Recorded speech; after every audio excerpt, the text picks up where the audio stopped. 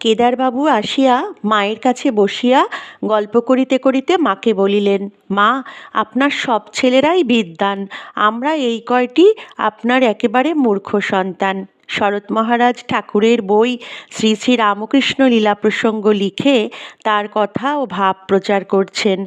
অন্যান্য ছেলেরা সব বক্তৃতা দিচ্ছেন, কত কাজ হচ্ছে। সব শুনিয়া মা বলিতেছেন, সে কি গো, ঠাকুর যে লেখাপড়া তেমন কিছু জানতেন না, ভগবানে মতি হওয়াই আসল।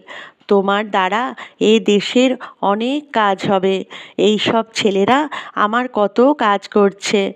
ঠাকুর এবার এসেছেন ধনী নির্ধন পণ্ডিত মূর্খ সকলকে উদ্ধার করতে। মলয়ের হাওয়া খুব বইছে।